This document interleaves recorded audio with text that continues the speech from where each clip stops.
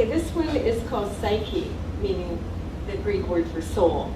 And Olga shared with me at one point an experience she had before I met her that it's like that of Teresa of Avila, one of the Spanish mystic, who had this sort of experience that some people thought of as psychosexual, where it's like the sexual centers of her body were awakened, but it was more than just sexual. It was like all through her body, like ecstasy. And it was called later the transverberation, and she wrote about it in her, I think it's in her autobiography, just called La Vida, the life. And other mystics have talked about this. It's sometimes called bridal mysticism, and there's a whole tradition of it in both East and West. And in East, it's called Kundalini, where the metaphorical serpent winds 3 times up the spine and then awakens the crown chakra, and it's like a total transfiguration. And so Olga told me about this, and then later, perhaps because of her influence or because of reading about it and thinking about it, I had a similar experience. It's the only time I've ever had it, so, and I was in my 30s, I think, when it happened. So this is kind of a combination of the imagery from what Olga told me and my own experience. Psyche. Obscure and rare, that state to which I fell or rose, no, floated awake into your invisible arms.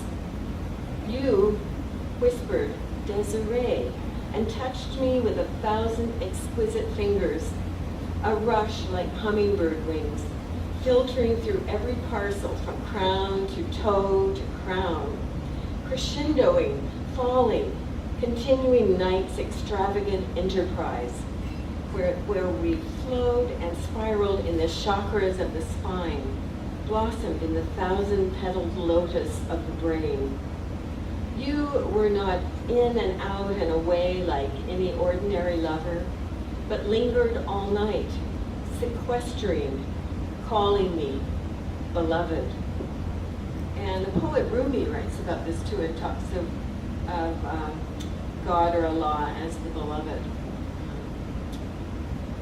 Now Olga also had what she called an experience of the awakening of the third eye. And as you can see by now, Olga was very eclectic. Like she was open to Eastern ideas as well as Western, and synthesized them.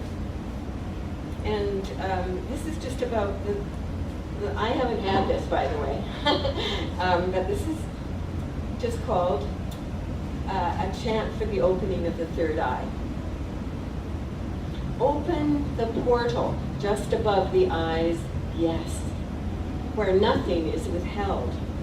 You who know this weary, fluttering mind, play on the double-fretted board of the forehead where 2 vertical bars embed themselves.